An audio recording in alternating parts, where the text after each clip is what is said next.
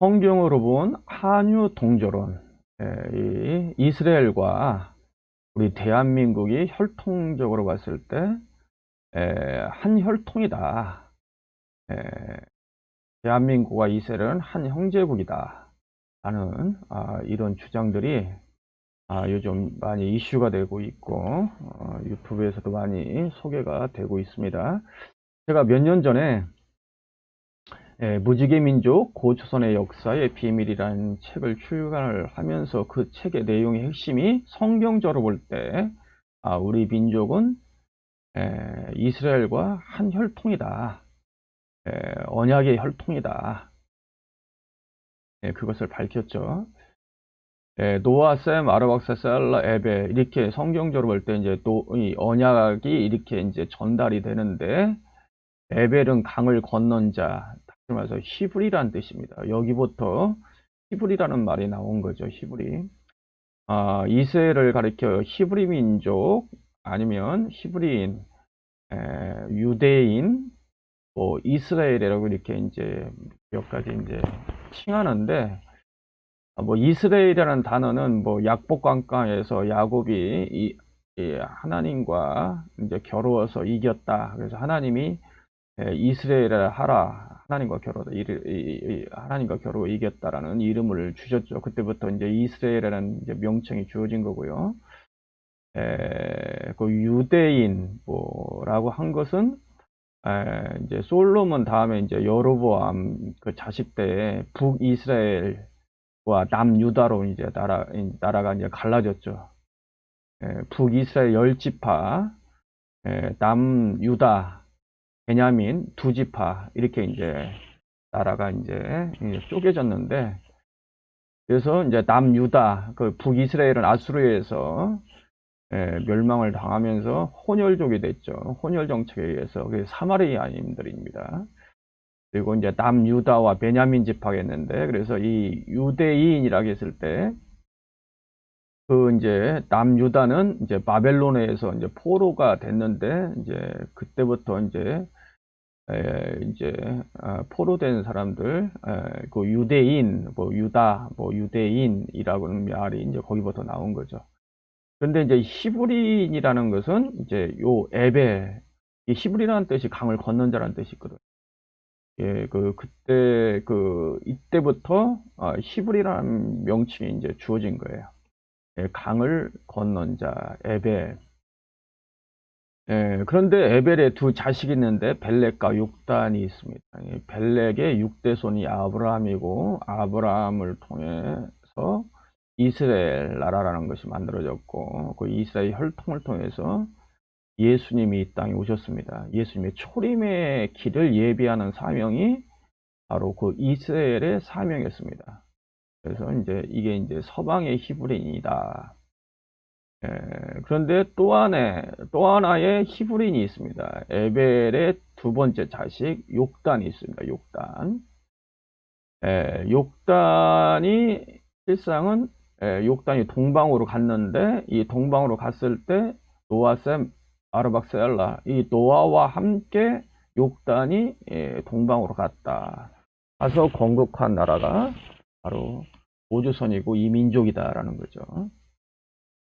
그래서 2000년 동안 BC 2223년에 고전에 건국이 되고 108년 한무제에 멸망이 됐는데, 그 2000년 동안 하나님을 섬기던 민족이었는데, 그 민족이 부활한 것이 기독교 입국론, 한성 과목에서 1899년 이승만 대통령이 예수님을 받아들이고 그때 꿈꿨던 나라, 그게 뭐냐면 기독교에 입각한 나라를 건국하겠다. 그래서 1948년 8월 15일 날 대한민국이 건국되었습니다. 기독교에 입각한 대한민국 건국인데, 이것이 바로 무지개 민족의 부활이다. 하나님을 섬기던, 원래 우리 민족을 솔롱고스훈, 몽골 사람들이 솔롱고스훈이라고 부르죠. 무지개 민족. 이 무지개 민족, 무지개 하면 노아가 생각나지 않습니까? 무지개 언약. 하나님이 노아에게 주신 언약이 무지개 언약이죠. 그 무지개 언약을 간직했던 민족이 바로 우리 고조선이었다. 이 무지개 민족인 고조선이 다시 부활했는데, 그것이 기독교의 입국론에 기초하여 건국된 대한민국이다.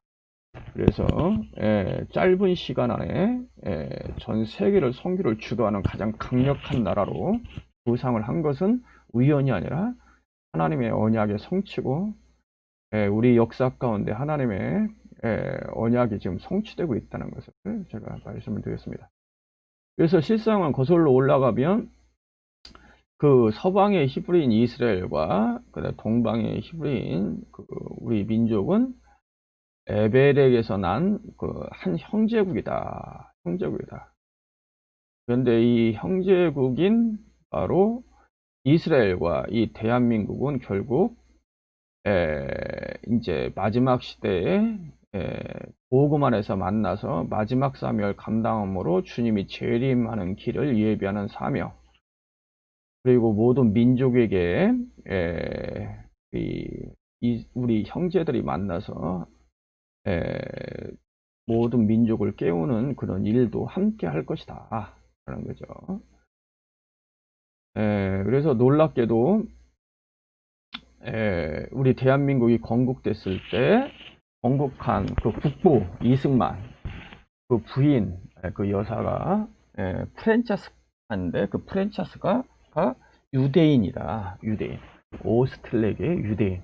우리 첫 번째 대한민국에 기독교 입각하여 대한민국이 부활했는데, 무지개 민족이 부활했는데, 그 국모가 놀랍게도 오스틀릭의 유대인이다.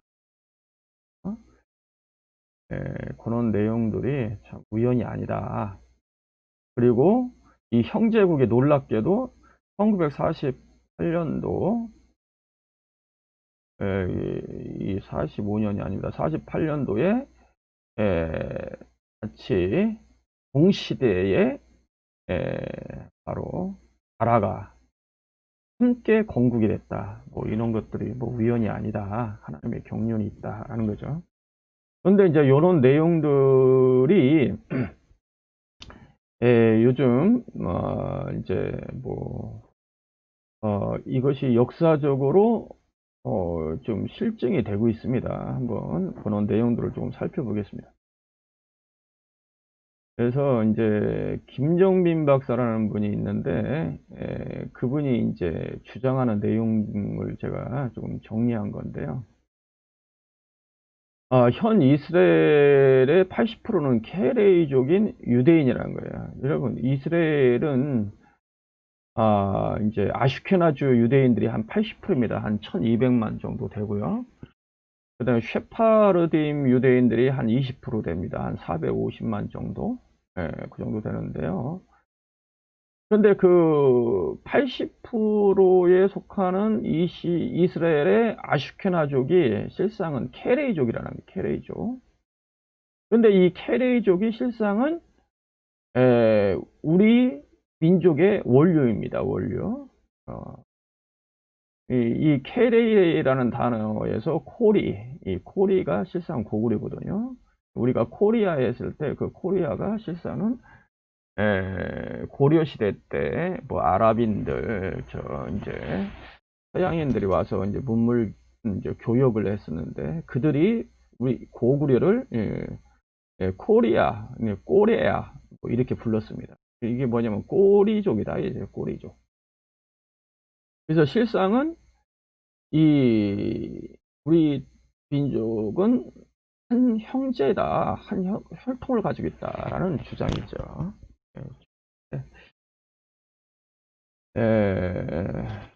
이제 그런 내용들을 한번 잡겠습니다. 이게 이제 김필재 TV에서 제가 캡처한 건데, 현재 이제 아슈케나주 유대인들은 미국, 이스라엘, 유럽, 남아공에 약 1200만 명이 지금 존재한다고 그래요. 70%에서 한 80% 정도 이렇게 이제 정도 된다고 그래요. 세파라딤 유대인들은 이스라엘, 아시아, 중동, 아프리카 지역에서 한 450만 명이 살고 있다. 그런데 이제 이 아슈케나족들이 어디서 왔느냐? 실상은 카자르 왕국에서 왔다. 이 카자르 왕국이 740년도에 유대교로 받아들여서 개종으로 했죠. 완전히 개종으로 했단 말이야. 국교로 3%했는데 이 카자르 왕국이 이스라엘 그 이제 13부족이라는 책을 이제 헝가리 사람이 유대인이 있었는데 뭐 그 음모론의 대표작이죠. 거기에서 지금 이제 유럽에 있는 그리고 이제 현재 80%에 속하는 이스라엘의 그 아슈케나주 유대인들이 케레이족인데 그 케레이족이 실상은 이 카자르 왕국에서 온 사람들이다라고 이제 주장을 하고 있습니다. 이 카자르 왕국. 그런데 이제 이 카자르 왕국이 이제 몽골군이 이 아시아로부터 온 몽골군이 유럽으로 원정을 오자 카자르인들은 몽골을 피해 북으로 이동했다. 따라서 메브리코로 유명한 동부 유럽 아슈케나주 유대인들이 실제로는 터키계인 카자르족 후손인 셈이다. 그래서 그 유럽의 뭐 헝가리, 뭐 오스트리아, 독일, 뭐 폴란드, 뭐 그쪽에 살았던 그 카자르 그 이제 아슈케나주 유대인들이 실상은 그 몽골군이 이제 오면서 이제 밀려서 유럽에 정착했던 동유럽에 정착했던 인물들이다라는 것이죠.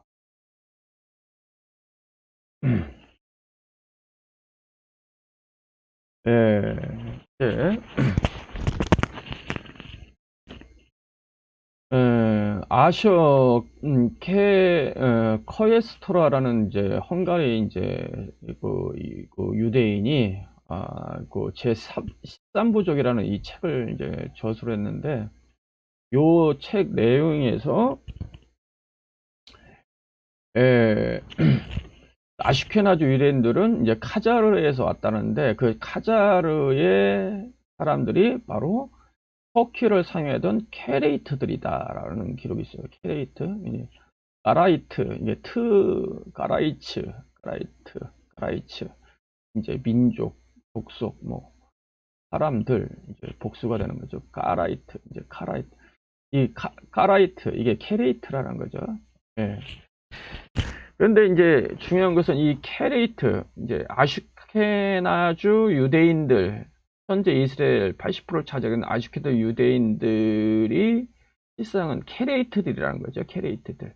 그런데 이 케레이트가 실상은 우리 민족의 원류다라고 주장하는 것이 이제 진정민 박사의 이제 주장이죠.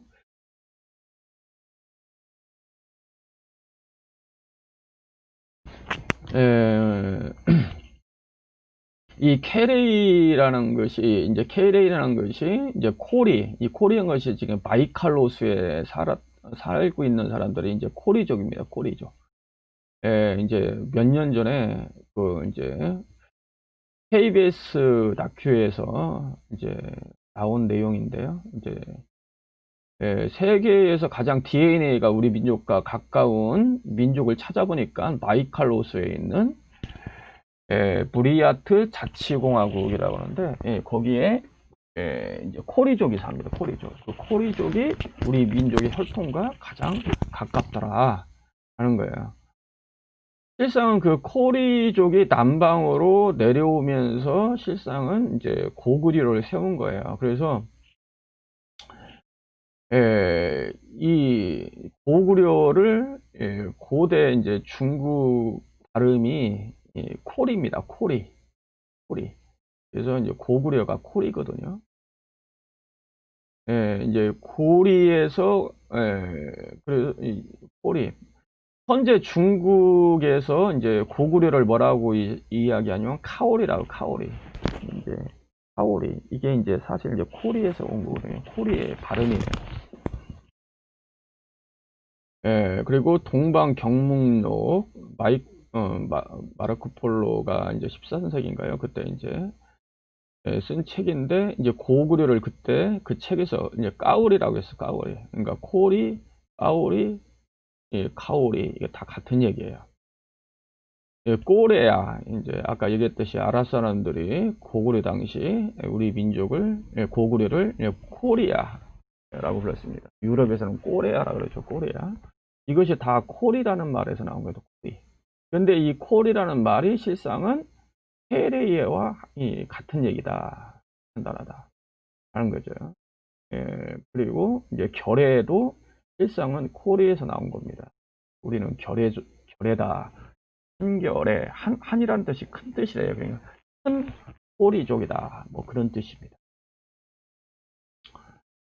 에, 그리고 우리 저기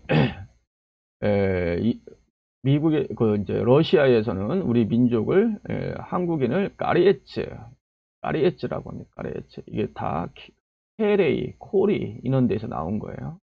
그 몽골의 케레이트족이 있어요. 케레이트족. 예, 몽골을 세울 때 가장 강력한 그 이제 부족 중에 하나가 케레이트족이거든요. 이 트가 들어가면은 민족, 족속이라는 뜻이 돼요. 그다음에 케레이. 이게 다 코리, 뭐 케레이 여기서 나온 겁니다. 예, 그리고 중국 신장에서는 꺼리에, 이제 케레이를 꺼리에라고 그래요. 꺼리에. 근데 이제 여기 이제 몽골에서 이제 케레이트족이 있는데 케레이라고 하는데 이 케레이에서 까라이트, 다 같은 단어입니다. 카라이트. 자, 아까 이제 헝가리 이제 유대인이 쓴 이제 13부족, 제 13부족이라는 책에서 아슈케나주 유대인들이 실상은 카라이트족이다라고 했잖아요. 카라이트족. 이 카라이트라는 말이 다 케레이트에서 나온 거예요. 이 카자흐스탄에서는 자기 민족의 혈통을 족보책을 하나 놨는데 그게 케레이트라는 족보책이 있다는 거예요. 그 케레이트 족보가 케레이트라는 단어가 실상은 거기서 이제 케레에서 나온 거죠. 김정민 박사에서는 말에 의하면은 여기서 이제 가라, 뭐 가야 여기서 다 거기서 나왔다는 거예요. 고구려에서 구려, 뭐 구인, 이제 후한서에서는 고구려를 구려라고 그러거든요. 그래서 몽골에서는 이제 고구려를 구린, 그래, 훈 하면은 이제 사람들, 민족 그런 거거든요. 그래서 고구려, 우리 민족을 이제 훈이라고 부릅니다. 우리를 훈, 이제 고려 사람들, 고려 민족 사람들 그런 뜻이에요. 여기에서 이제 구일인이라는 말이 나온 거예요. 이 구일인에서 계림, 이 계림은 이제 신라의 명칭이죠. 신라를 뭐 계림, 뭐 서라벌, 뭐 그렇게 이제 부르기도 했죠. 계림이라고도 부르기도 하고, 길림, 중국의 길림성이 이것이 다 구일인에서 나온 거죠. 이게 실상은 다 이게 케레이라는 뜻입니다. 코리, 케레이. 그런데 놀랍게도 이 케레이라는 뜻이 까마귀라는 뜻을 가지고 있어. 까마귀. 여러분 까마귀 하면 뭐가 생각나죠? 노아가 방주에서 처음 내보낸 새가 까마귀입니다. 까마귀. 예. 고구려는 이제 고조선을 계승한 나라인데 이제 고조선을 계승한 고구려의 문양이 까마귀죠. 삼조고 세 발 가진 까마귀. 놀랍죠? 그래서 우리 민족은 까마귀 족속이다. 까마귀 족속. 아슈케나주 유대인도 까마귀 족속이다라는 거예요. 실상은 이게 한 혈통이다. 여기 나오잖아요. 여러분 이 코리에서 가오리, 여러분 이제 현 중국인들이 고구려를 가오리라고 하잖아요. 가오리. 공분 경념부도 카오리라고 했고. 그런데 보세요. 헝가리인들이 자신들을요 훈칼이라고 그러거든요. 훈족인데 이 칼이라는 말을 붙입니다. 이거 뭐냐면 훈족인 동시에 우리는 코리족이다 그 뜻이에요. 쉽게 케레이족이다. 뭐 그 뜻입니다 이게. 그런데 이제 헝가리에 있는 유대인들이 아슈케나주 유대인들이거든요. 그래서 유대인이.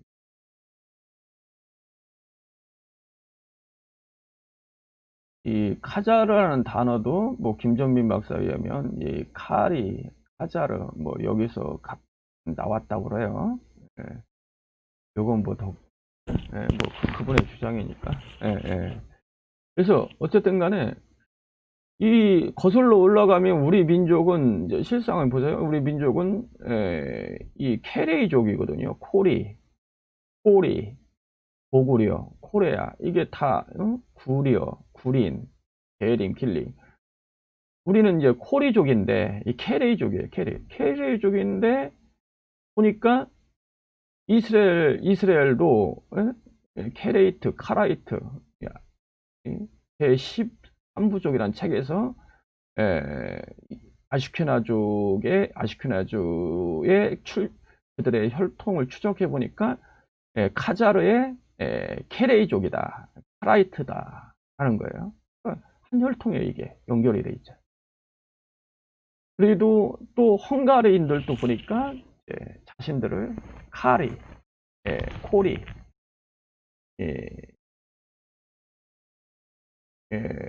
캐레이트들이다라는 거죠. 예. 그래서 결국은 혈통이 이렇게 이제 다 이어진 거예요. 그러니까 알고 보니까 이제 한 혈통이다라는 것이죠. 음.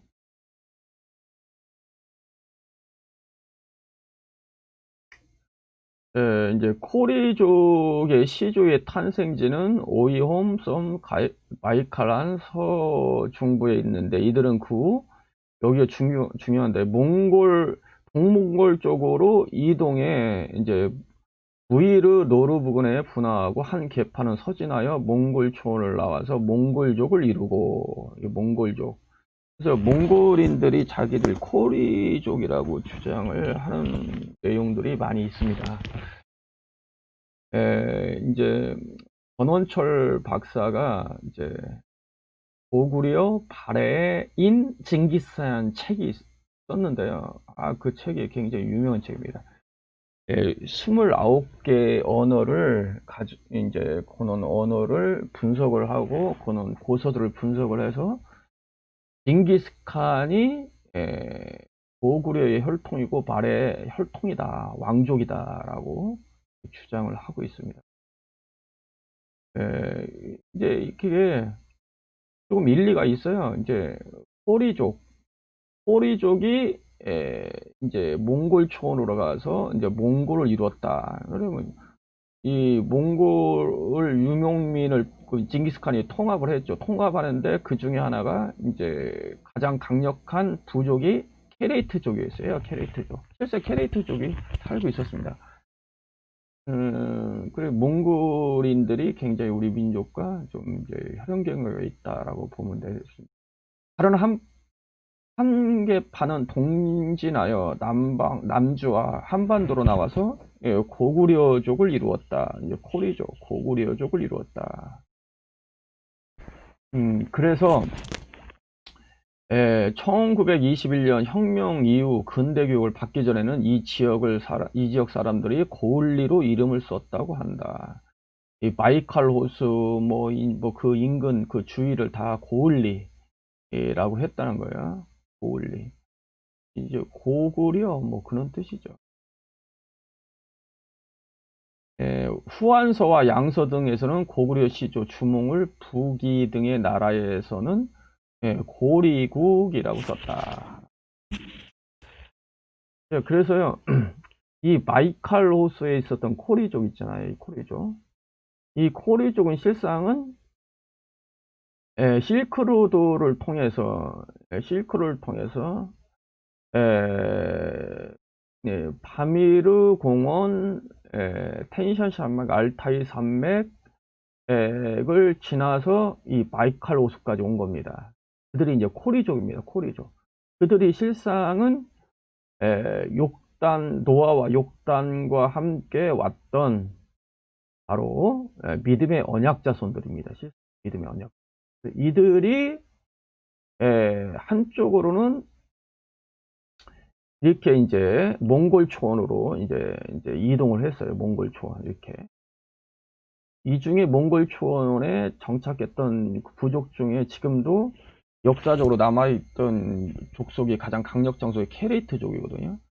이 케레이트족이 실상은 징기스칸을 알아보고 그를 이제 사위로 이제 맞이하기도 했습니다. 그것이 이제 그 책이 이 카자흐스탄에 발간된 케레이 족보 자기들의 자기들의 이제 족보책을 만들었는데 정부에서 발간한 케레이트라는 책에서 구체적으로 나왔다고 합니다. 웅칸이라는 캐릭터죠. 수장, 웅칸이라는 그 이제 수장이 부족장이 이제 태무진이죠. 징기스칸 원래 이름이 태무진이었는데 태무진을 이제 맞이에 알아보고 이제 맞이를 했다는 거죠. 그래서 이제 자기 딸을 주었다는 내용이 나오고 있습니다. 물론 이제 이 다른 역사책에서는 뭐 몽골비사라든지 그런 책에서는 헤레이트의 그 이제 웅칸과 이제 아버지 태무진의 원래 아버지가 이제 친구였다, 가까운 사이였다. 그래서 이제 원래는 좀 알고 지냈었다라는 거예요. 물론 이제 그 이후에 자식 때에 이제 그 권력 싸움이 벌어지면서 이제 결국 달라졌죠. 그런데 이제 이 캐레이트들이 이제 그 카자흐스탄의 그 책의 케레이트라는 책에서는 그 자식 때에 태무진과 알력 싸움, 권력 싸움이 벌어지면서 결국 그 징기스칸에 의해서 이제 그 전쟁에서 지면서 이제 내려왔다는 거죠. 내려와서 어디로 내려왔느냐? 그것이 이제 바이칼 호수에 있는 곳에 다시 이제 왔는데 거기서 만들어졌던 나라가 카자르라는 나라다. 말하자면 이스라엘의 아슈케나주의 원류가 됐던 나라, 카자르라는 나라를 세웠다. 뭐 이렇게 이제 또 김영렬은 주장합니다. 네, 어쨌든 간에 이 바이칼 호수에 있었던 코리족이 이렇게 이 몽골 초원에 와서 이렇게 자리를 잡기도 하고요. 또 동쪽으로 쭉 이동을 해서 이 고조선을 이루고 이제 원래 조선이죠. 조선입니다. 조선. 원래 이제 여진도 금나라를 세웠던 여진도 실상은 우리 민족입니다. 실상 우리 민족. 화족이 아니고 우리 민족이에요. 그래서 이제 여진을 이제 주리첸이라고 하거든요. 주리첸. 여진을 몽골어로 주리첸이에요. 주리첸. 이 주리첸이 실상은 조선입니다.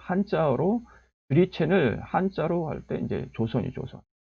이 조선이 이제 숙신, 윤초 선생이 뭐 이제 조선의 이두문자가 숙신이다 이렇게 이제 주장도 하는데 과거에는 우리 민족을 숙신이라고 쓰기도 하고요. 주신, 조신, 이제 조신, 일본에서는 조신, 조선을 조신이라고 그래요. 조신. 몽골에서는 조선을 조르친이라고 그래요. 여진을 몽골에서는 또 주리첸이라고 해요. 다 같은 얘기입니다. 조선을 만주어는 주선. 여진, 조선을 남방으로 여진이라는 거죠.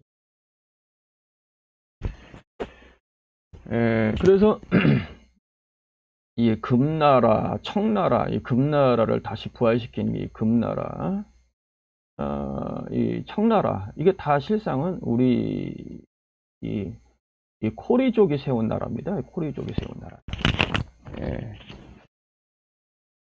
그래서 지금 그래서 이렇게 실상 다 거슬러 올라가 보면은 이 헤레이트 또 이쪽 고조선 혈통들이 실상은 다 코리족이다.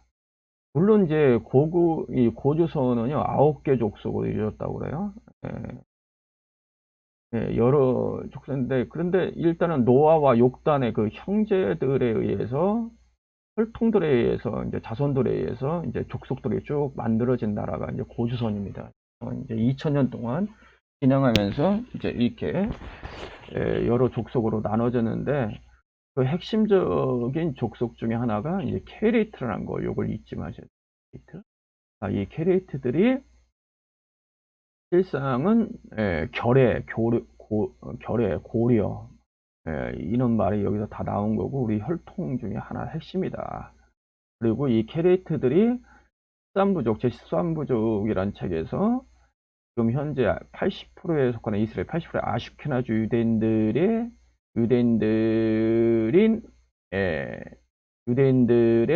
그 이제 원류가 됐던 나라가 이제 이 카자르라는 나라인데 이 카자르라는 나라가 실상은 케레이트들이 이동을 해서 만든 나라다 라는 것이 이제 내용입니다.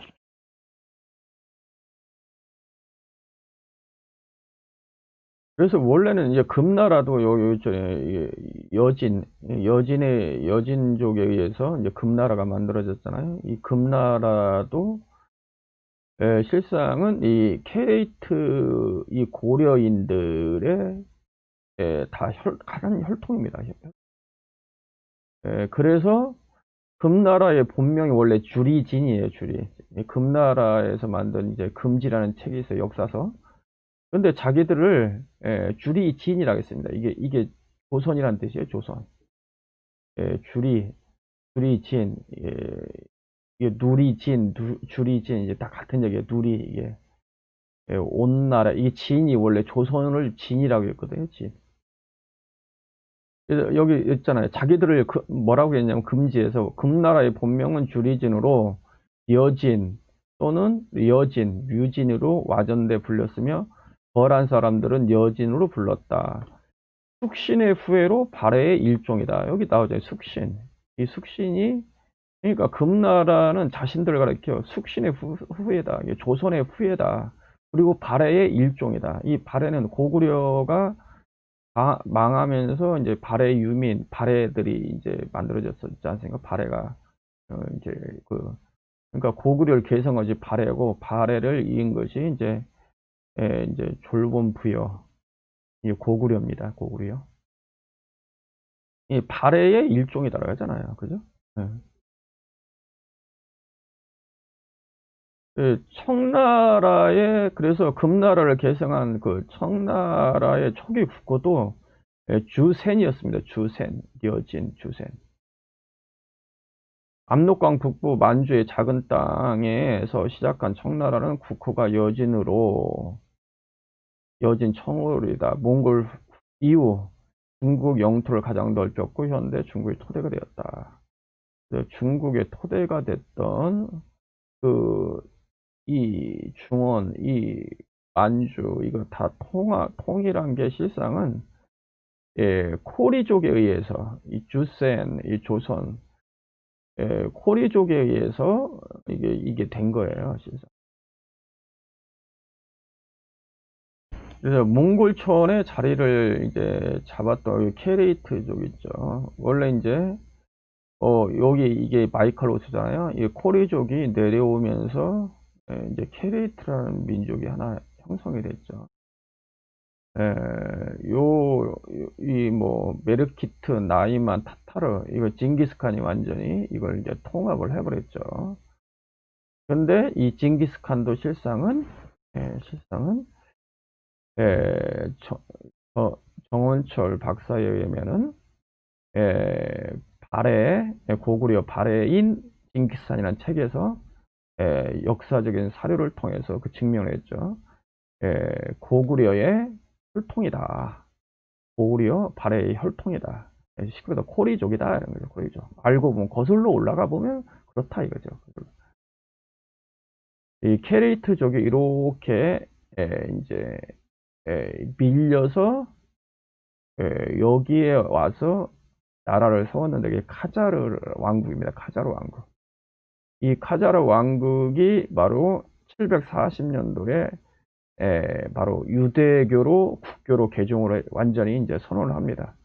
그 이들이 바로 헝가리, 뭐, 폴란드, 오스트리아, 독일 쪽으로 몽골족이 오면서 밀려서 가서 정착한 것이 아슈케네즈 유대인이다라는 거죠.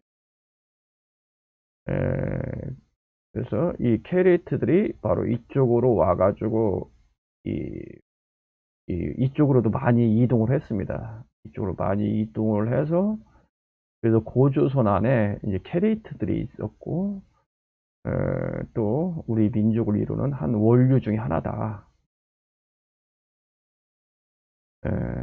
이제 전원철 박사가 쓴 이 징기스칸도 실상은 고구려 발해인이다. 그 혈통이다, 혈통이다. 그래서 징기스칸은 발해 고왕 대조영의 아우인 데야발의 제 19대 손이다. 예. 그래서 이제 고구려 발해, 그 다음에 고려, 여기서 금나라, 원나라도 나왔다는 거죠. 그리고 심지어 청나라, 이게 이어지는 거죠. 이것이 한 가계다라는 것이죠.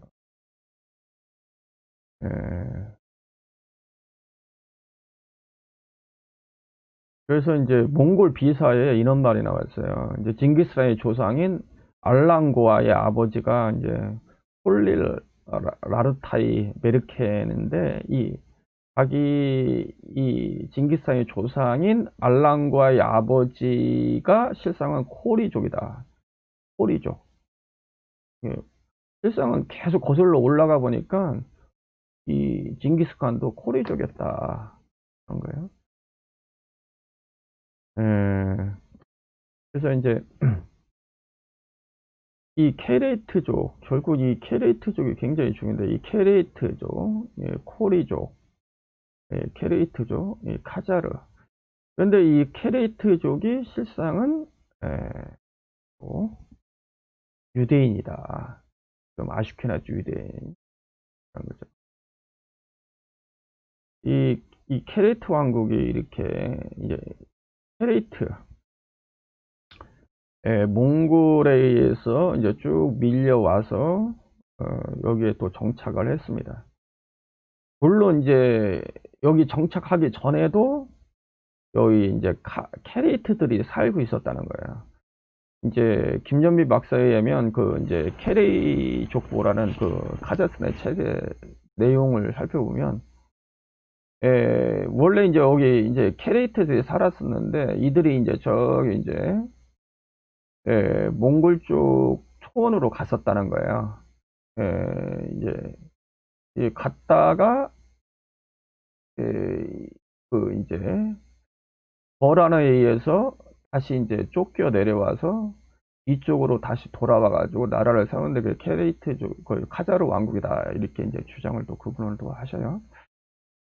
근데 이제 AD 650에서 969년까지 있었던 그래도 많은 큰 어떤 제국을 나라를 세웠던 나라입니다. 740년도에 유대교를 이제 받아들였죠. 국교로 삼았습니다. 근데 이 카자흐스탄 여기 있지 않습니까? 카자흐스탄 여기. 이게 케레이족이라는 거예요. 그러니까 실상은 여기 케레이족이 여기도 살고 여기도 살고 여기 다 케레이들이 살았던 거죠. 근데 이 케레이들이 이렇게 이제 이렇게 이제 몽골족에 의해서 이제 밀려나서 여기에서 이제 정착했던 이 사람들이 실상은 현재 이스라엘 80%를 차지한 아슈케네즈 유대인이다 이런 것이죠.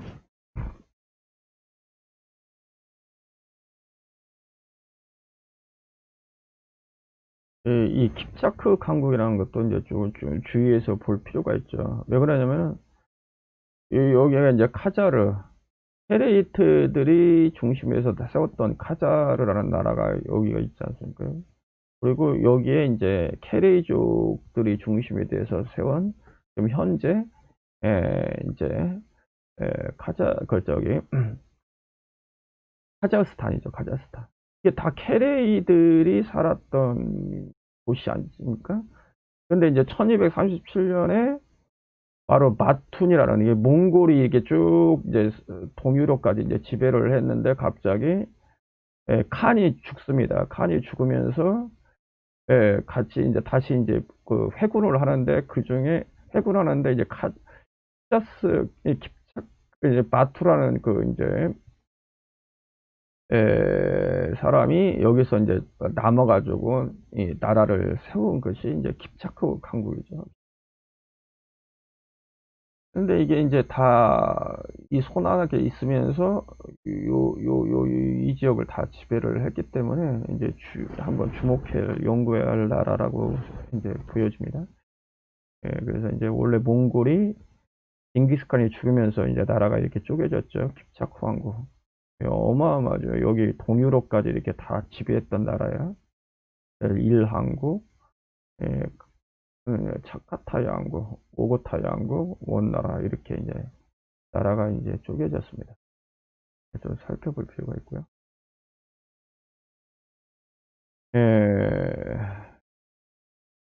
여기 또 이제 주목해야 할 것이, 여러분 터키 아까 이제 제 12양국이라는 12지파라는 책에서 여기 12지파라는 책, 13지파라는 책에서 터키어를 사용하였던 캐레이터이다. 그 아슈케나지 지금 현재 유대인들이 터키어를 사용하던 캐레이터들이라고 이제 주장을 하잖아요. 이게 터키어라는 말이 굉장히 중요해요. 터키어. 왜 중요하냐? 자 보세요.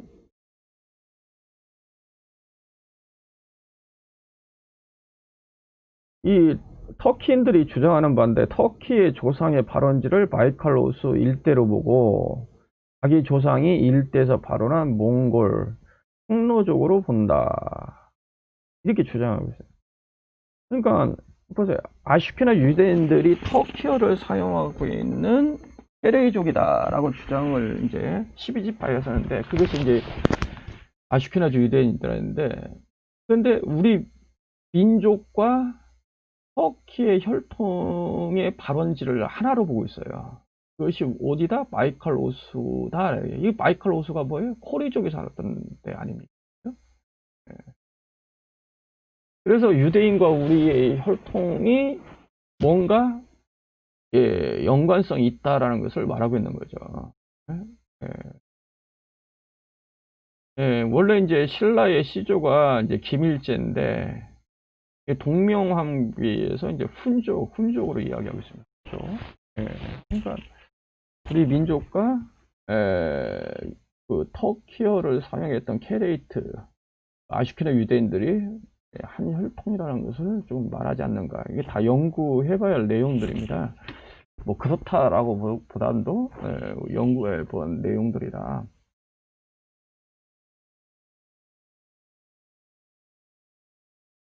형제의 나라라 표현이 터키 교과서에 실려 있지는 않다. 하지만 터키 고대사가 대한민국 역사와 관련이 있는 것은 교과서에 언급된다. 또한 최초 투르크계인 흉노가 한민족의 고주성과 강력한 동맹이었다고 동맹이었고 교류가 많았고 한민족의 신라의 거서관, 마립간, 각간 이라는 왕의 호칭과 가야의 김수로 신라에 나오는 9명의 간, 고구려의 대간, 코주 대간이라는 호칭은 투르크계보다 훨씬 먼저인 BC 69년보다 썼다는 점이 있으며 투르크어로는 왕, 칸이라 부른다. 뭐 이게 나무위키에서 나온 내용인데요. 그러니까 몽골에서도 칸이라고 했지 않습니까? 칸이란 뜻이 하늘의 아들, 에, 탱글의 아들, 뭐 그 뜻이거든요. 그리고 왕, 뭐 그런 뜻인데, 그러니까 왕을 그 하늘의 아들로 보는 거죠. 의 아들로 보는 거죠. 근데 그런 명칭을 같이 쓰고 있다는 거죠. 신라도 거서간, 이게 신라의 왕의 이름이 칸으로 있잖아요. 거서간. 왜냐면 같은 혈통이기 때문이죠. 같은 혈통이기 때문에 그런 이제 그것을 이제 이야기하고 있는 거죠. 그래서 이제 터키의 케레이트족, 터키로서는 케레이트족, 그것이 아슈케나 유대인들인데 그들과 거슬러 올라가면 이 바로 터키인들이 그냥 투르키 흉노고 터르키 흉노가 신라와도 다 연관이 있다는 것을 지금 이제 말하고 있는 거죠.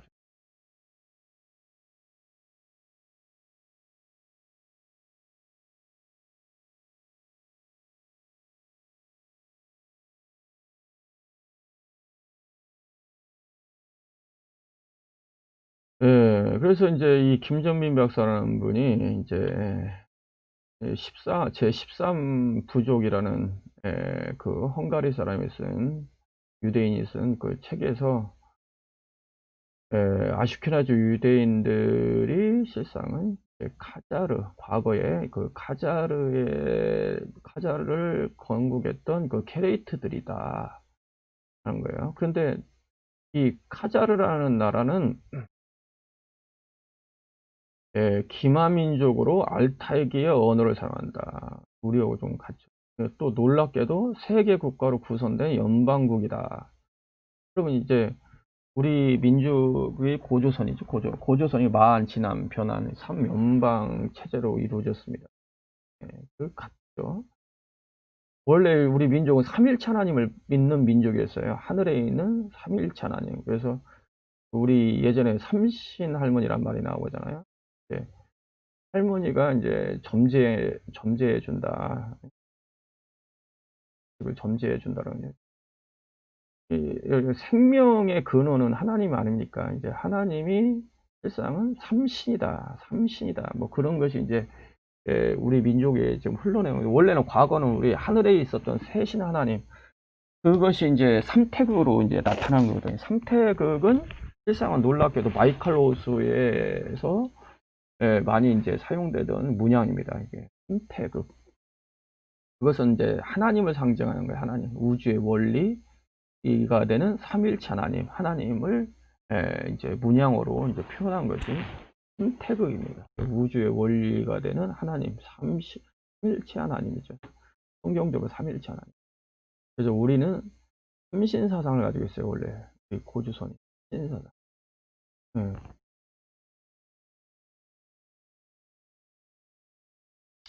이 책이 이제 카자흐스탄에서 이제 발간한 자기 정부에서 발간한 케레이트 이 케레이트 자기 족보의 책이죠. 족보. 그런데 놀랍게도 이 케레이라는 뜻이 까마귀라는 뜻이 있고 이 케레이가 고리여, 구리여, 결에 이 한 혈통이다. 이분이 장군에라 카자흐스탄 책을 거죠. 그래서 그 영향 때문인지는 몰라도 2016년도에 이 카자흐스탄에서 부활을 이렇게 이제 이렇게 만들었어요. 공전을 만들었는데 여기 당군전이어서 있잖아요. 놀랍고 그러니까 이 자기 민족과 우리는 하나다. 한 혈통이다. 당군과 우리는 한 혈통이다. 한 조상을 가지고 있다. 이런 뭐 이런 내용을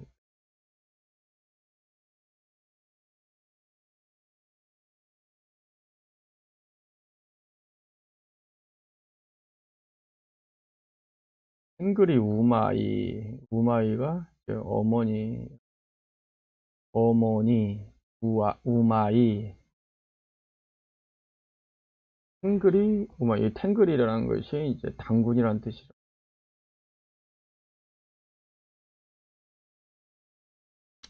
그런데 이 케레이트, 우리 민족과 한혈통, 우리 민족의 원료인 이 케레이트에서 세워진 그 카자흐스탄이라는 나라가 놀랍게도 여기도 3연방제로 되어 있어요. 오르투주스, 올로주스, 투스주스.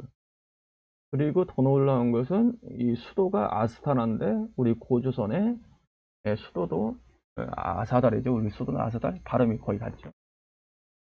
이 카자흐스탄의 여기에 이제 이제 카스피해가 있는데, 이 카스피해를 중세에서는 주잔해라고 불렀고, 지금은 카자르해라고 부르고 있습니다. 이란에서는. 여기가 헤리트들에 의해서 만들어진 이 카자르, 유대인들의 아슈케나즈의 원류가 됐던 이 카자르라는 나라가 여기 있지 않습니까? 이것이 카자르라는 나라인데, 그래서 그런지 지금 이란에서는 여기서 카스피해를 카자르해라고 하고요. 그리고 이 중세에서는 주잔해, 이 주잔이 조선, 이란 뜻이에요. 그러니까 페레이족에 의해서 세워진 이 카자흐스탄의 그 3연방제가 주스, 오르타주스, 쿨루주스, 울루주스, 이 주스, 조선이라니, 조선. 그러니까 케레이트들이 이 조선, 고조선이나 굉장히 깊은 관계가 있고 한 혈통을 가지고 있지 않겠나, 이런 내용이죠, 뭐. 이 케레이트라는 이 족보 체계에서 이제 예, 이렇게 이제 나오고 있어요. 이 케레이트란 뜻이 이제 까마귀라는 뜻이 있다는 거예요. 까마귀.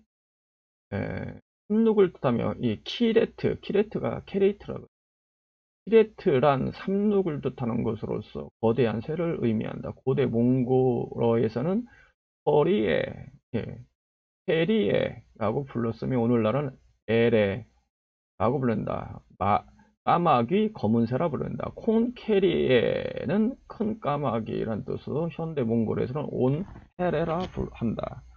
그래서 한결해라는 것은 큰 까마귀라는 뜻이에요. 한결해.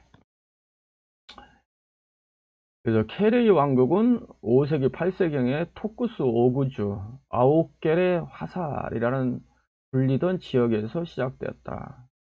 여기 참 놀라운 거죠. 여러분, 9개 화살.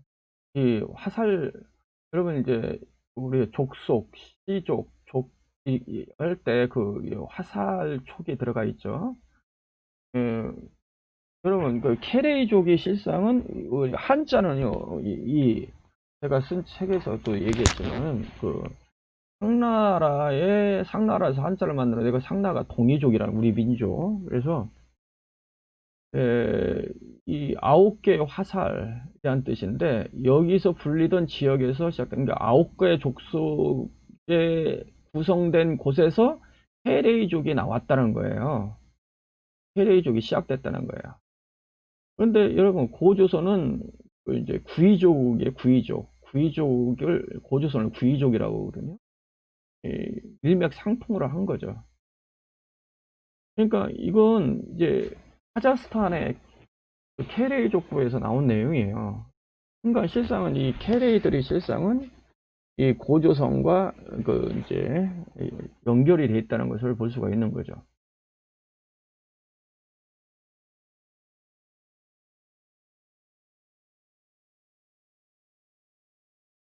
그래서 이제 이 케레이트들이 이렇게 동쪽으로 고조선 우리 민족 쪽으로 이제 이 만주로 이동하고 우리 민족으로 이렇게 이제 이동을 했다.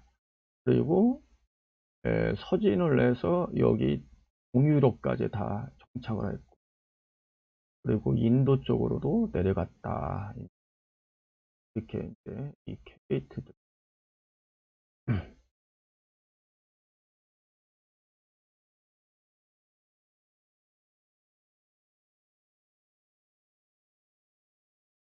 이제 그 책에서는 이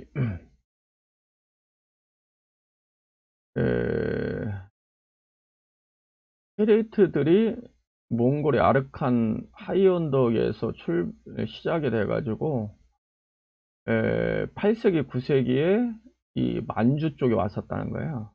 만주 속에 왔는데 이 거나라의 침입에 의해서 멸망을 받았다는 거예요. 멸망을 받아가지고 이 1차, 2차, 3차, 4차에 거쳐서 다시 독립운동을 펼쳤는데 실패를 해가지고 조북영맹이라는 단체를 만들어가지고 요것을 이제 했는데 실패를 해가지고 다시 이제 옛 땅 카스피해가 있었던 이제 곳으로 와가지고 이제 카자흐스탄을 세웠다는 거예요. 그 내용이 나오거든요. 그 카자흐스탄 바로 그 좌측 위쪽에 바로 이제 그 카자르 왕국이 만들어졌던 거예요. 예? 이스라엘 아슈케나즈의 원료가 됐던 그 카자르 왕국, 그것이 아슈케나즈 왕국, 저희 이제 이 13부 쪽에 책이 나왔는데, 놀랍게도 이 카자흐스탄의 그 이제 케레이 족보 책에서는 뭐라고 얘기했냐면은, 8, 9세기에 여기 왔다가,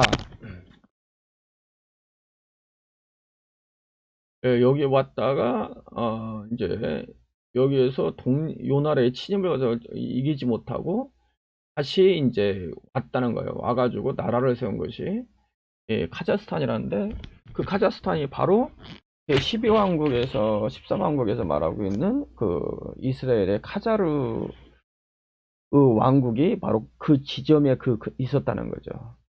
그것이 다 뭔가 우리 민족과 이제 연관성이 있다는 것을 얘기하는데, 김연빈 박사에 의하면은 그 케레이트들이 발해 유민이 아닌가라고 주장합니다. 왜 그런 주장을 하냐면은, 발해 유민이 이 독립을 위해서 거란에 항장했던 그 이제 시기, 그 연도와 이 케레이트들이 여기에서 카자흐스탄 책에서 발간한 그 책에서 말했듯이 이 독립을 하려고 1차, 2차, 3차, 4차를 독립운동을 했다는데, 그 연도가 거의 일치를 한다는 거죠. 연도가 924년, 983년, 이건 986년, 뭐 몇 년 차이, 1026년, 1030년 이렇게 강력하게 항쟁을 했는데, 그 연도가 거의 대동소이하다. 그래서 결국은 이 케레이트들이 케레이트라는 그 책에서 얘기했던 여기에서 살았던 이 케레이트들이 실상은 발해 유민들과 한 족속이다. 실상은 하나인데, 우리나라가 쓴 역사서, 이 카자흐스탄의 역사서가 이름만 다를 뿐이지 한 족속에 대한 한 사건을 이야기한 거다라고, 그러니까 이렇게 주장을 하고 있습니다. 그래서 이제 이 케레이트라는 단어가 뭐 여러 이름으로 불러진다고 그래요. 케레이트, 기레이, 키레이트 이렇게 불러져요. 그래서 이제 이분이 이제 주장을 이렇게 하는 거죠. 결국 이 케레이에서 결의가 나왔는데, 그리고 케레이에서 거리에 코리어, 구린 뭐 이런 식으로 나왔는데, 결국 이 케레이트에서 게레이트,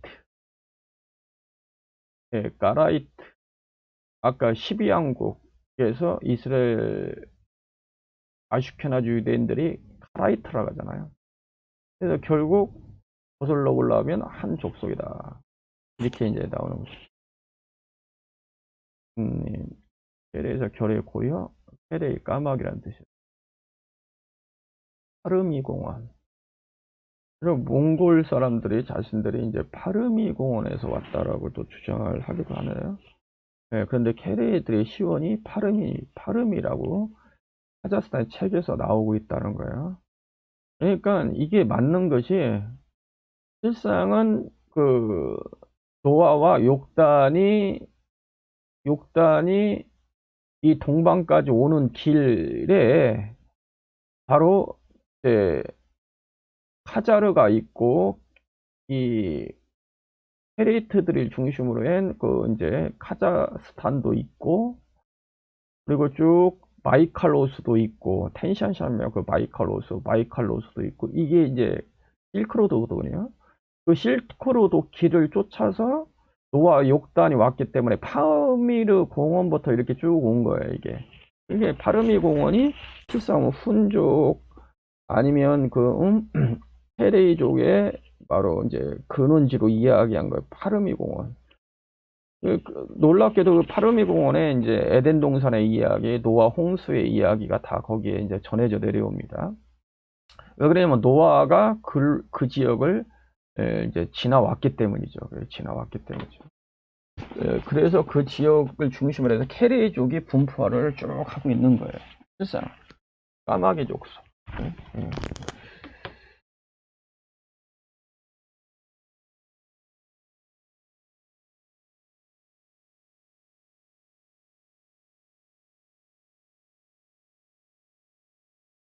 그러면 이제 보세요. 이제 성경으로 볼 때, 그 예배를 주의를 해야 하는데, 왜 예배를 주의를 하느냐?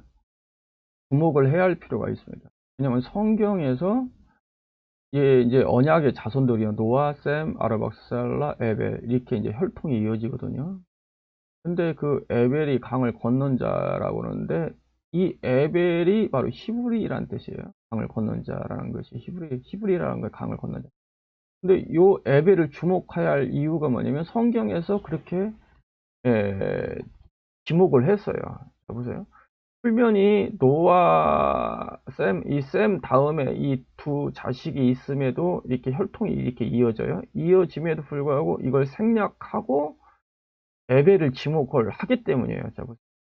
셈은 에벨의 온 자손의 조상이요. 이 두 아르박사가 셀라를 죄를 하고 여기를 딱 지목을 하잖아요. 에벨이 중요하고 이 언약이 에벨께로 전달이 됐고 이 에벨이 중요하다는 뜻이죠. 그런데 놀랍게도 에벨이 자식이 엄청 많아요. 에벨은 34세에 벨렉을 낳았고 벨렉을 낳은 후에 430년을 쯤에 자녀를 낳았다 하잖아요. 430년 동안 자녀를 얼마나 낳았겠어요? 무지무지하게 낳았겠죠. 그런데 성경은 10장 25절에 보니까 두 자식만 거론을 합니다. 에벨은 두 아들을 낳았고 하나는 벨렉이라 하였으니 그때 세상이 나뉘었습니다. 벨렉의 아우는 욕단이며 이 두 자식, 수많은 자식 중에 두 자식만 거론했다는 것은 이 두 자식에게 셈, 에벨을 이어서 언약이 이 두 자손에게 전달이 됐다는 거예요. 이 두 자손을 통해서 나타날 그 민족을 통해서 뭔가 하나님이 언약을 이루시고 하나님의 뭔가 계획이 있다는 거예요. 그 계획이 요거죠, 요거. 벨렉의 5대 손이 아브라함이고 아브라함을 통해서 이스라엘이 만들어지고 그 이스라엘 혈통에서 하나님 나라의 기초가 되는 성전의 터가 되는 바로 예수님의 초림을 길을 예비를 했죠.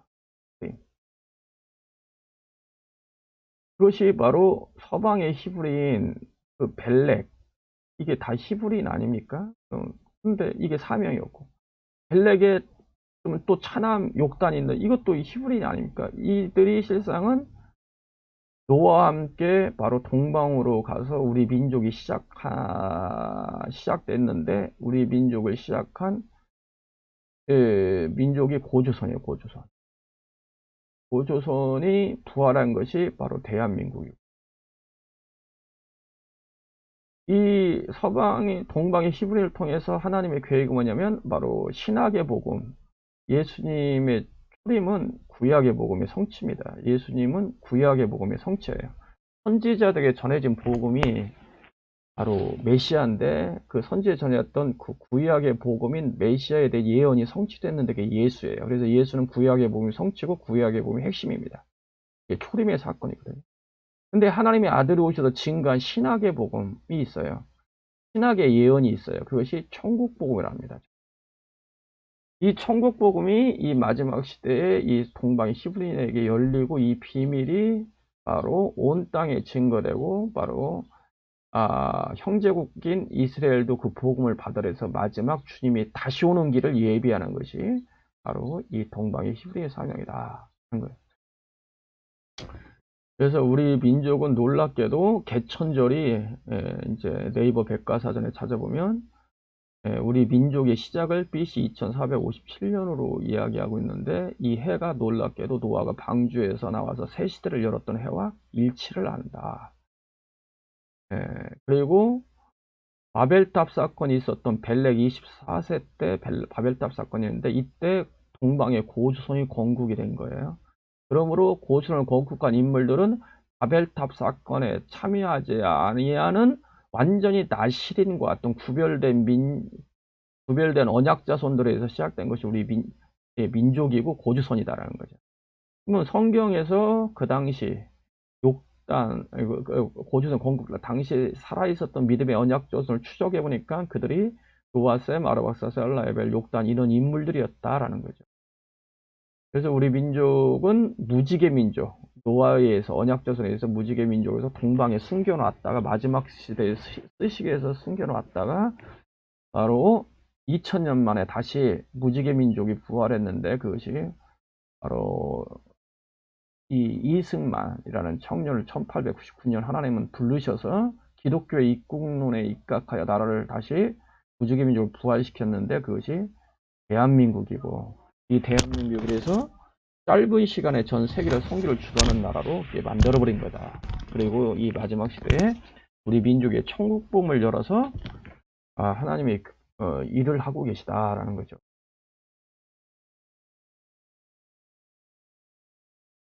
그래서 이제 그 강을 건넌 자라는 그 히브리인이라는 뜻이 왜 그런 말이 나온 거냐면은 히브리라는 이제 단어가 이제 그 히브리 성경을 이제 사전을 찾아보면 스트롱 번호 5680이거든요. 이제 이브리거든요. 이브리인데 이 이브리는 어원이 5677에서 나왔다고 해요. 56. 이것이 강을 건넌 자라는 뜻이거든요. 근데 이제 히브리 자음과 에벨이 있습니다. 원래 이제 히브리는 자음만 있고 모음이 없지 않습니까?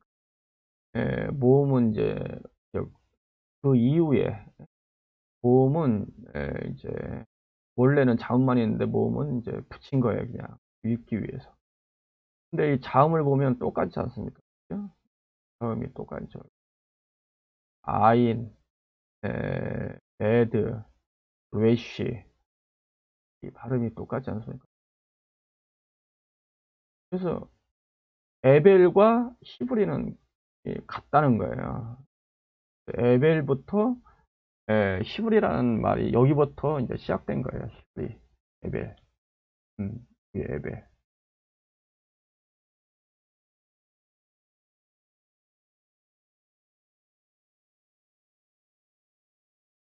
그래서 창세기 14장 13절에 보면은 이제 히브리 사람 아브람이란 말에 나와요. 히브리 사람 아브람. 이것을 이제 70인 번역에서는 뭐라고 번역하면 강을 건너 아브라함 강을 건너온 자라고 번역을 합니다. 예. 그래서 에벨이 강을 건너온 자거든요. 실상은 에벨이 에벨이 어디서 유래했냐면은 7656 그다음에 7674에서 유래했다잖아요. 예. 그래서 찾아보니까 에베르 강을 건넌 자 그런 뜻으로 돼 있어요. 강을 건넌 자. 강을 건넌 자라는 것이 히브리라는 뜻이죠. 그래서 하나님께서는 우리 민족과 이스라엘은 실상 언약 자손에서 에벨에서 이제 갈라졌던 거죠. 그런데 마지막 시대의 형제들이 또 만난다. 그것이 이제 제가 저번에 이제 강의를 한번 좀 했었는데 에스겔에서 37장에 대한 예언입니다. 그건 다음에 더 구체적으로 살펴보고요. 그 언약대로 놀랍게도 이 형제가 만나서 나라를 기독교에 입국한 나라를 건국하고 무지개 민족을 부활했는데 놀랍게도 우리 국무와 국보가 실상은 형제가 맞는 거예요. 형제. 어쨌든 형제가 만나서 나라를 건국했는데 그것이 대한민국이다. 오스틸릭의 유대인, 오스틸릭의 유대인이기 때문에 이 프란체스카는 당연히 헤레이족은 아슈케나족 유대인입니다. 젊었을 때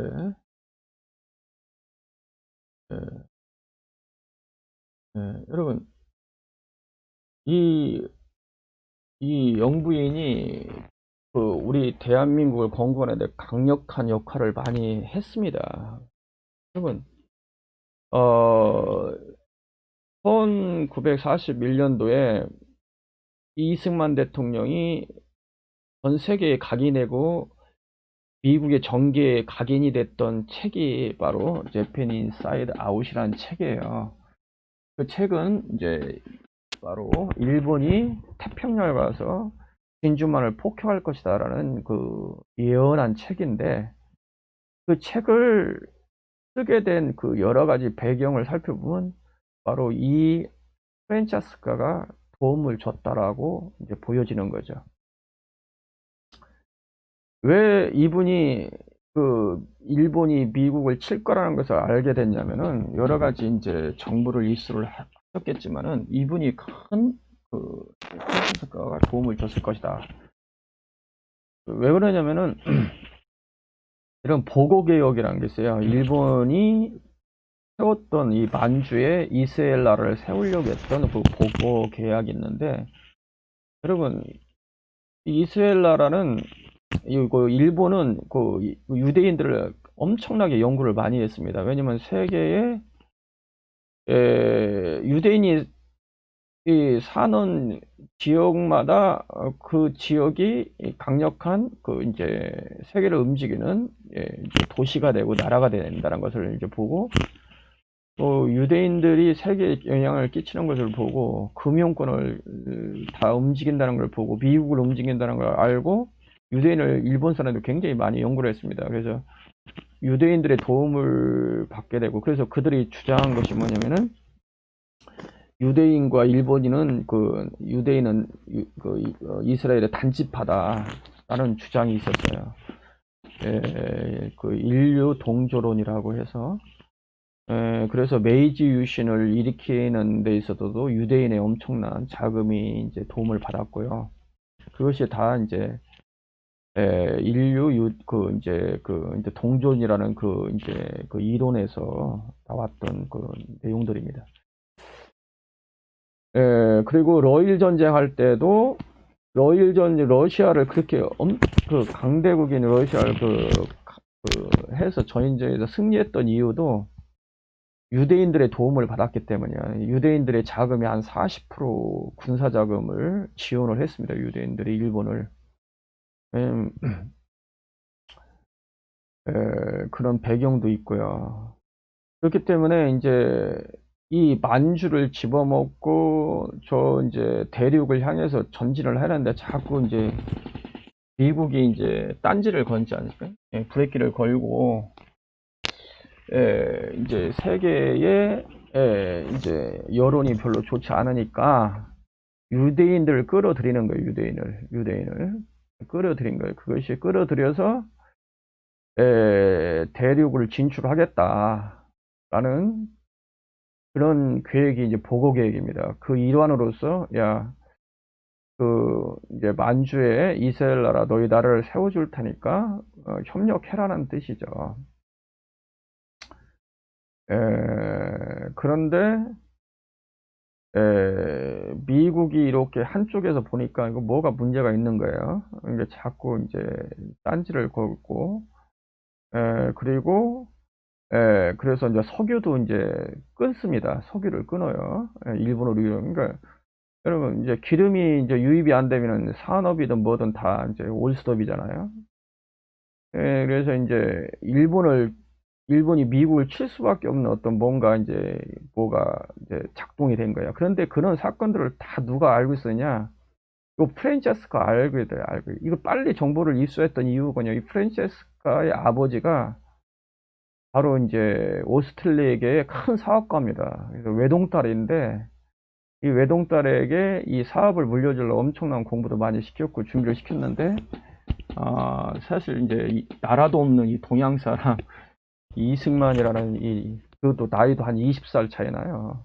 그런데 거기에 눈에 꽂혀가지고 시집 간다고 했는데 그게 참 가슴 아팠겠죠. 근데 이게 있을 수 없는 내용들이거든요. 그런데 이 결혼하는 내용들을 살펴보면은 하나님의 역사다. 그 언약이 성취되기 위한 하나님의 개입이지 이건 있을 수 없는 내용이죠. 실상은. 나이스도 20살도 많고 그리고 이제 나라도 없고 바라볼 게 뭐가 있습니까? 예? 그리고 본인은 미래가 창창하지 않습니까? 아버지도 사업도 하시고 예. 결혼할 수 없는데 오히려 이제 매달렸다는 거예요. 프란체스카가 계속 결혼하자고 매달렸고 처음에는 거절했는데 이제 결국에 결혼을 할 수밖에 없었어요. 그런데 아버지가 큰 사업가고 영향력 있는 분이기 때문에 일본과의 그 관계, 오스트랄리아 그 아슈케나즈 유대인이니까 아슈케나즈 유대인들이 미국의 금융과 그 당시만 해도 금융과 다 장악하고 있었습니다. 그렇기 때문에 그 금융을 이용해서 고국에 만주에 그 나라를 세우겠다는 그 이제 달콤한 이제 유혹을 한 거죠. 그런 계획들이 진행되는 걸 다 알고 있었어요. 그런데 그런 것들이 일본의 야욕을 알고 있었던 거죠. 이분이 그런 흐름을. 그런데 그것이 뒤틀어지는 것도 이제 알고 있었고 그런 모든 내용들을 알고 있는데 결국은 일본이 미국을 칠 것이다라는 것도 어느 정도 정보가 있기 때문에 그 아슈케나 아버지가 유대인이기 때문에 미국의 모든 정계의 흐름을 다 파악하고 있었어요. 그런 소스들을 이제 남편인 이승만에게 많이 전달했을 것이다. 저는 이제 그렇게 추측을 합니다.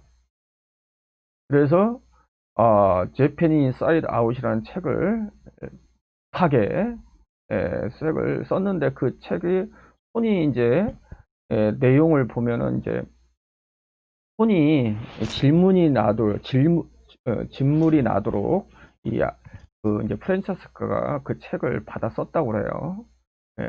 수많은 수정도 이제 했을 테고 예전에는 뭐 오타 하나만 나와도 이걸 수정하려면 얼마나 힘드니까 그 내용도 수정. 그래서 그 책을 만들었던 거죠. 그 책이 발간하자마자 6개월 후에 실제로 진중한 폭격이 있었고 그걸 통해서 세계의 이제 이승만 대통령 그리고 미국 정가에 각인이 돼버린 거죠. 그래서 그 책이 미국의 모든 국방성이동 할 거 없이 영국도 할 거 없이 이제 발간을 해서 군인들의 이제 필독서 정가의 필독서로 계속 베스트셀러가 됐고 이분이 이제 각인이 되면서 대한민국을 건국하는데 큰 이제 어떤 영향력을 행사할 수 있는 분으로 이제 우뚝 서게 된 거죠. 그 중심에 누가 있었느냐?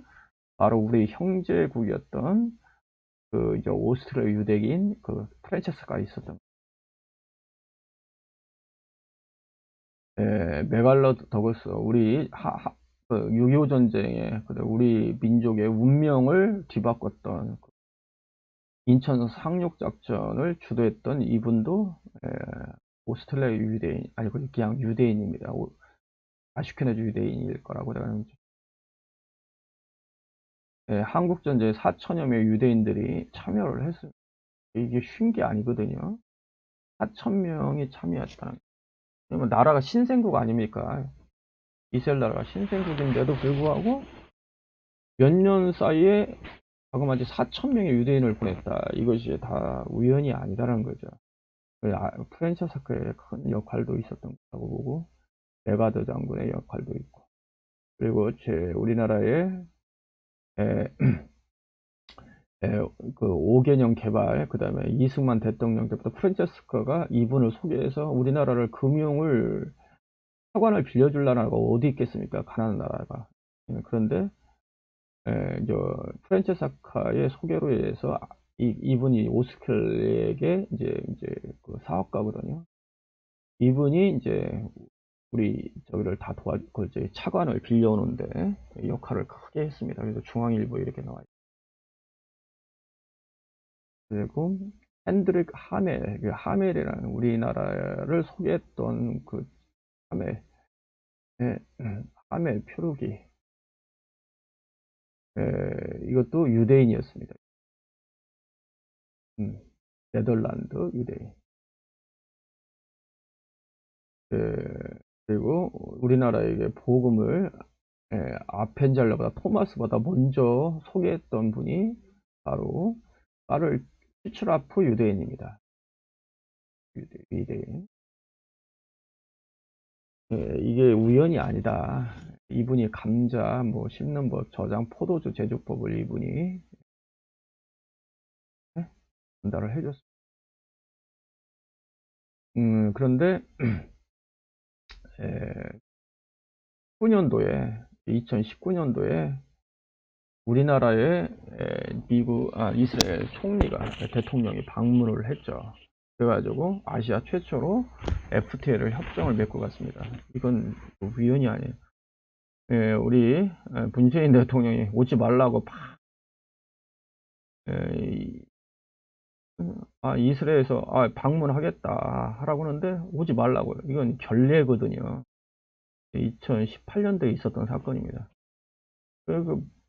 그건 있을 수 없는 일, 특히 엄청난 강대국 아닙니까? 이스라엘이 전 세계를 다 움직이는 나라인데, 이 총리가 우리나라 오겠다는데 오지 말라고 그래요. 그냥 그 청와대에서 한 큐에 그냥 거절을 했다는 거 아닙니까? 그런데 여러분, 그래서 이제 이스라엘 신문이라든지 언론이라든지 뭐 터키 언론, 뭐 미국에서 언론에서 이건 이건 도저히 있을 수 없는 일이다. 어떻게 이스라엘이 총리가 온다는데 그걸 거절하느냐? 그건 역사 일에 이거 있을 수 없었던 사건이다라고 대대적인 어떤 방송이 있었다는 게 우리나라에는 조용히 있었지만은 뭐 그래서 이제 이그 이스라엘 그 체코에서 우리나라 그 이제 그 대통령을 이제 방문을 하게 됐는데 체코 대통령이 그 당시 방문을 했는데도 피해서 이스라엘을 방문을 했어요. 체코 대통령이. 그게 결코 우연이 아닙니다. 이게 왜냐면 체코 대통령이 아슈케나즈 유대인이거든요. 그럴 거야 아마. 체코 하여튼 뭐 그런 사건이 있었어요. 다 그쪽이 뭐 이제 세상은 이제 뭐 체코, 오스트리아 뭐 그쪽에 다 저기 아슈케나즈 유대인이거든요. 다 연결이 돼 있잖아요. 여러분 이제 미국의 그 트럼프 딸이 그 딸 중에 하나가 누구죠? 이방카. 예, 이방카의 저기 뭐야 그 남편이 아슈케나즈 유대인입니다. 유대인이에요. 유대인. 그런데 이제 그 이방카가 우리나라 방문한다, 이 사건이 있은 후 방문한다고 이미 뭐 다 예약이 돼 있었는데, 이제 불이한 취소를 하지 않습니까? 그게 우연이 아니에요. 그러니까, 그런데 어쨌든 간에 2019년도에 다시 어쨌든 간에 방문을 합니다. 총리가, 이제 총리 방문을 해서, 놀랍게도 바로 이제 그 바쁜 일정에 이 여의도 순복길을 방문을 해서 연설을 하고 상호 교류를 합니다. 여러분 이게 절대 우연이 아닙니다. 뭐 이스라엘은 이제 저 유대교 아니에요? 기독교를 그렇게 좋아하지는 않아요. 아는데 신기하게도 그 바쁜 일정에 한국에 와서 바로 교회, 여의도 가장 큰 교회 여덟 개 와가지고 이렇게 서로 선물 주고받고 교류를 했다. 이건 하나님의 언약이 성취되고 있다. 이렇게 볼 수밖에 없다. 저는 이렇게 보여지고요. 이 내용은 다음에 이제 좀 진행을 좀 해보겠습니다. 그래서 결론적으로 이야기하면 이게 다 사실 더 연구해 볼 내용이에요. 실상은 연구해 볼 내용, 살펴볼 내용인데 어쨌든 성경적으로 볼 때 동방의 히브리인 우리 욕당과 이스라엘은 에벨에서 온 한 형제고 결국 이 마지막 시대에 하나님이 뭔가 계획이 있는데 그 계획의 핵심이 뭐다? 서방의 히브리인을 통해서는 예수님 구약의 복음 성취인 초림의 길을 예비하는 거라면 바로 동방의 히브리인은 바로 신학의 복음인 천국 복음을 깨닫고 온 세계 증감으로 재림의 길을 예비하는 사명을 가지고 있고, 이 마지막 시대에 이스라엘과 우리 민족은 한 현재국으로서 복음 안에서 만날 것이다. 이스라엘이 지금 이제 복음을 이제 계속 받아들이고 있습니다. 물론 지금 이스라엘이 굉장히 어려워지는 상황이에요. 여러분, 무신론자가 가장 많은 나라 중에 하나가 이스라엘이에요. 놀랍게도. 예, 그리고 동성애자가 가장 많은 나라 중에 하나도 바로 이스라엘입니다. 그러니까 텔아비브에서 몇 년 전에 테라브 시에서, 그것도 시에서 11억인가 지원을 해가지고 뭐 한 일주일 동안 동성애의 축제, 동성애의 축제를 했다고 그래요.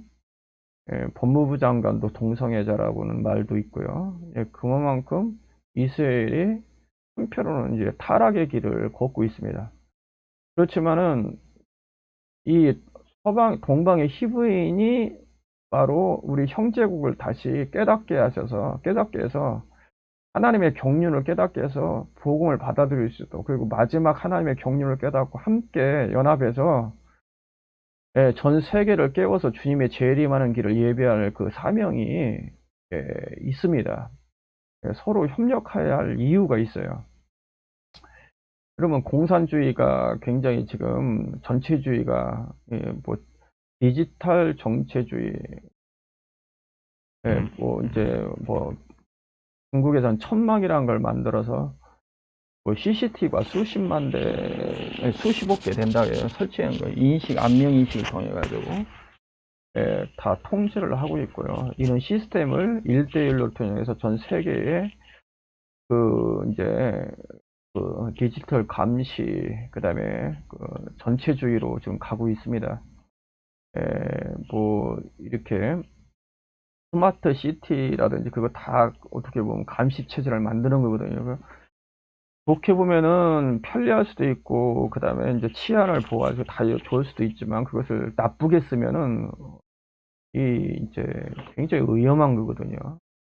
그런데 이 지금 전체주의로 좀 가면 안 되는데, 그런 전체주의를 가려는 성향이 지금 굉장히 있고, 그 중국몽과 함께 우리 대한민국 정부도 함께 하겠다라고 하는데, 여러 가지 좀 고려를 해야 할 부분이 있다, 저는 생각이 합니다. 어쨌든 간에 그런 일에 이스라엘이 동참하는 한 무리도 있어요. 그런 것도 좀 감은 좀 내가 좀 잡고 있는데, 어쨌든 간에 그 이스라엘이 해야 할 역할이, 사명을 좀 깨닫게 해야 돼요. 미국을 움직이는 것도 이스라엘이기 때문에 결국은 이스라엘이 사명이 뭐다? 하나님의 사명이 뭐다? 당신들을 향한 하나님의 사명이 뭐냐? 그 사명을 깨닫게 하는 것이 우리 민족이 해야 할 일 중에 하나다라고 봐요. 그래서 하나님의 사명을 함께 깨닫고 전 세계를 각성시키고 주님이 다시 오는 길을 예비하고 이 땅에 하나님 나라를 가져오는 일을 함께 해야 되지 않겠냐. 물론 아담의 두 자식 중에 가인과 같은 자식도 나오고 아벨 같은 언약 자식도 나왔듯이 이스라엘 안에도 역그리스와 같은 그런 역할을 하는 인물이 나올 수도 있어요. 그렇지만 이스라엘이 반드시 해야 할 사명이 마지막 시대에 있다. 그것은 뭐냐? 바로 이 한민족과 함께 복음을 받아들여서 이 모든 민족을 깨워서 하나님 나라를 가져오는 마지막 사명을 감당해야 한다 라는 거죠.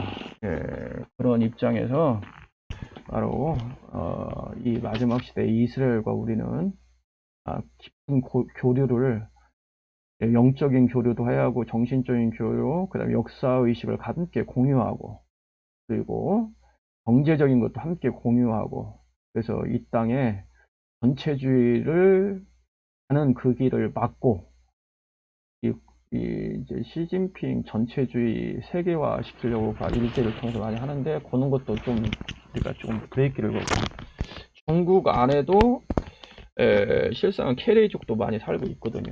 실상을 알고 보면 또 그들과 우리가 많이 섞인 부분도 있고요. 그래서 중국도 함께 깨우고, 그래서 마지막 사명을 좀 감당해야 되지 않겠나라는 거예요. 물론 이제 이 선민의식에 빠지면 안 됩니다. 뭐 우리가 잘났다고 하는 게 아니고 선민의식에 절대 빠지면 안 돼요. 그건 위험한 겁니다. 우리가 잘나서 그런 게 아니라 하나님이 계획이 있는 거예요. 우리를 쓰시기 위한 거죠. 도구죠, 도구. 전 세계를 살리기 위한 도구. 그것이 이스라엘과 우리 민족을 향한 하나님의 계획이라는 거, 도구. 그 의식은 꼭 잊지 말아야 될 것 같습니다. 예, 7년의 역사를 통해서 깨달아지고 믿어지고 또 역사의식이 다시 바로 하나님의 눈으로 바라보고 마지막 삶을 감당하는 놀라운 역사가 있길 주 예수님으로